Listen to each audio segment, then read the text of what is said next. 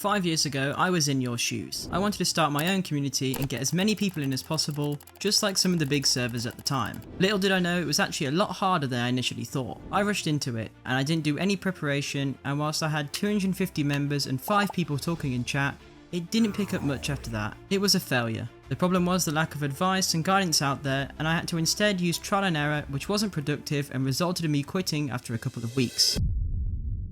Since then, I've worked on both my own and many other communities to really understand the right way to start a Discord server, and I've narrowed it down to 5 steps which I use to this day when building communities for my clients, with step 1 being to identify a purpose or a niche. I get hundreds of messages on people wanting opinions on their servers, and most of the time the main problem is that they're all the same, with the most common being a community for everyone to chat. This is the exact mistake that I made when I started my server. I used to lack a topic to really focus my server around, meaning people didn't see a reason to join my server compared to say Jetstream World or any other large chatting based server at that time. You can't compete with a chat like that. Whilst you might get a few people in the server, it's identifying a topic to focus on which really allows it to reach the thousands or even the tens of thousands. Study Together is a great example as it has a clear purpose which has allowed it to grow to exceptional numbers because it has a target audience to attract. Which leads us on to the next step, which is creating your ideal member.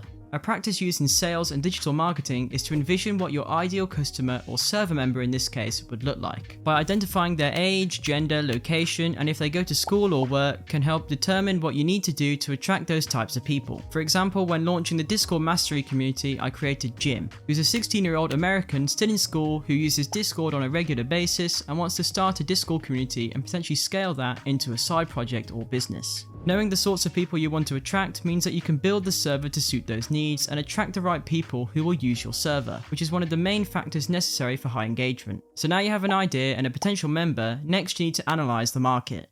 99% of the time, the idea you actually picked in the first step is likely to have already been done. Let's take FishWiki as an example. Tree, the owner, started the server following a passion for fish and sea life. He identified a niche and built the community around people with similar interests to him. However, there were already many fish servers similar and a lot bigger than his. He studied those servers individually and looked to improving his server and adding a slight twist to give it a uniqueness. The beauty of this concept is that you can see the idea has a market. A year later and he's passed 1,000 members with a pretty active community. If there are servers with a decent amount of users, it's likely to be a successful topic. Unless of course the server is botted. Search up your server topic in the Discord discovery page or on a server listing site and join a couple of the big communities. Get to know a couple of the people in chat and see the sorts of things the server offers. If you can see something good, take the inspiration and importantly look at the suggestions channel. Other members may have actually suggested some great ideas not yet taken advantage of. Now it's time to set some expectations.